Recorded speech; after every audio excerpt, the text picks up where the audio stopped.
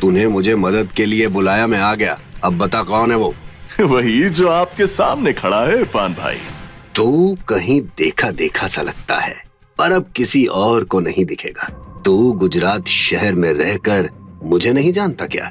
हाँ, तुझे भी जानता हूँ और समझ सकता हूँ। ये तू नहीं, तेरी जवानी का खून उबाल मार रहा है। अब आपकी डायलॉग बाजी खत्म हो गई हो तो आगे क्या करना है वो बता दीजिए प्लीज। मुझे आप लोग के सामने बीन बजाने के अलावा और भी काम है। नक्श इससे आगे कुछ बोलता उसके पहले इरफान भाई का चाकू नक्श की गर्दन पर आ गया। नक्श के गर्दन पर इरफान भाई ने चाकू रखा था और वहाँ खड़े इरफान भाई के आदमी सिर्फ उनके इशारे का इंतजार कर रहे थे कि कब नक्श की हड्डियां तोड़ने का मौका मिले। तभी नक्श ने इरफान भाई से कुछ ऐसा कहा जिससे इरफान भाई सदमे में आ गए। इरफान भाई, किसी जमाने में आपको सुल्तान के नाम से जाना जाता था। उस सुल्तान को किसी ने मुंबई शहर से भागने के लिए मजबूर कर दिया था। क्या आप जानते हैं वो इंसान कौन था? ये सब बातें तुझे कैसे पता? खैर, अब कोई फर्क नहीं पड़ता क्योंकि तू बस 2 पल का मेहमान है। तो इस 2 पल के मेहमान की आखिरी इच्छा समझकर एक काम करो। याद करो कि मुंबई में कार्तिक नाम के लड़के से जब पंगा लिया था तब किसी ने तुम्हारी बैंड बजाई थी। सोचो सुल्तान, सोचो। ये मुझसे क्या हो गया? ओह माय गॉड, इरफान भाई इस कचरे के आगे झुक कैसे रहे हैं? और ये सुल्तान आखिर है कौन? क्या इरफान भाई ये सुल्तान तो नहीं? माफ करना मालिक, मुझे पता नहीं था आपके बारे में। मुझसे गलती हो गई। मालिक? ये नक्श को मालिक क्यों बोल रहा है? इरफान भाई, ये आप क्या कर रहे हो? आप इस लड़के की हड्डी पसली एक क्यों नहीं कर रहे? जब मैम्बो अंकल को इरफान भाई से जवाब नहीं मिला तो वो गुस्से से तिलमिला उठा। वो नक्श को एक जोर का घूसा मारने के लिए जैसे ही उसके पास तेजी से बढ़ने लगा, इरफान भाई ने मैम्बो अंकल को जोर की लात मारी जिससे वो जमीन पर धूल चाटने लगा। इरफान भाई इतने गुस्से में था कि उसने मैम्बो अंकल को उठाया और उसे जबरदस्त तमाचे मारने लगा। तू हमेशा दूसरों को नीचा दिखाने से पहले नहीं सोचता। तेरी वजह से आज मैं मरते मरते बचा। अब मैं तुझे जिंदा नहीं छोड़ूंगा। इरफान भाई, मुझसे कोई गलती हो गई क्या? ये मत भूलो कि जब आपके साथ कोई नहीं था तब मैं आपके साथ खड़ा था। इतनी जल्दी भूल गए वो दिन जब मैंने आपको मुंबई से यहाँ आने के लिए मदद की थी? तुझे लगता है कि तू जो भी करता है सही करता है। आज तेरे साथ मैं एक सही काम करता हूँ, रुक। अपने बेटे की इस हालत को देख कल्याणी ने जावेरी परिवार के कुछ जवान लोगों को आगे भेजा, लेकिन उन्होंने जैसे ही इरफान भाई के हाथों में चाकू देखा, सबके कदम मानो जम से गए। इरफान भाई नक्श के आगे नजरें झुकाकर खड़ा था।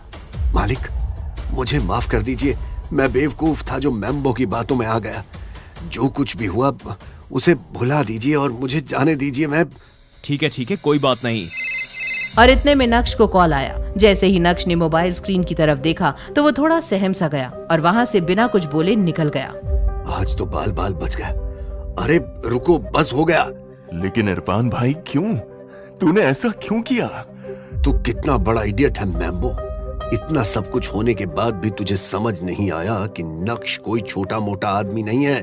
और मैं आज बोलूंगा और आखिरी बार बोलूंगा, आज के बाद मेरे नाम का गलत इस्तेमाल मत करना।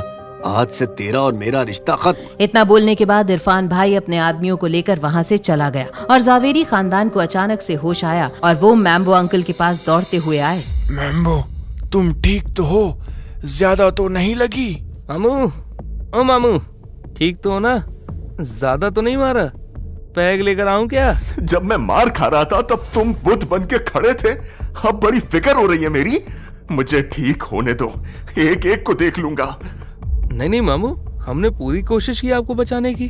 चुप! गाड़ी निकालो, हम सीधा घर जाएंगे और सारे गेस्ट को भी लेके चलो। मैं इस तरह अपने लोगों को घर नहीं भेज सकता। मैम्बो का आदेश सुन सब गाड़ी में बैठ गए और जावेरी मैंशन की ओर निकल गए।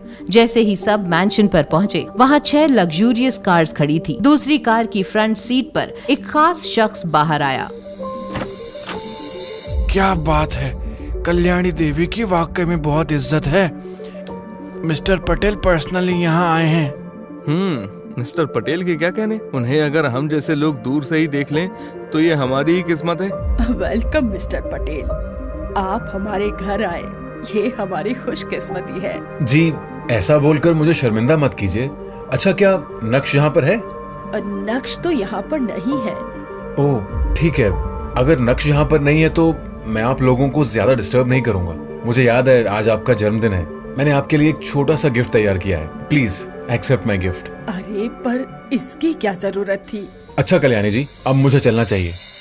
कार्तिक के आदमियों ने टेबल पर एक ब्लैक बॉक्स गिफ्ट के तौर पर रख दिया और वो सब जावेरी मैंशन से चले गए। कल्याणी को पता था कि कार्तिक ने जो गिफ्ट दिया है वो प्राइसलेस होगा, लेकिन फिलहाल उस गिफ्ट से ज्यादा जरूरी मैम्बो अंकल का ख्याल रखना था। सो सब मैम्बो अंकल की देखभाल में लग गए और किसी ने भी उस ब्लैक बॉक्स को खोलकर नहीं देखा। आखिर क्या था उस ब्लैक बॉक्स में? नक्श को किसका फोन आया जिससे वो फौरन पार्टी से निकल गया? और क्या मैम्बो अंकल अपनी इस बेइज्जती को यूं ही भुला देगा या फिर चलेगा कोई नई चाल?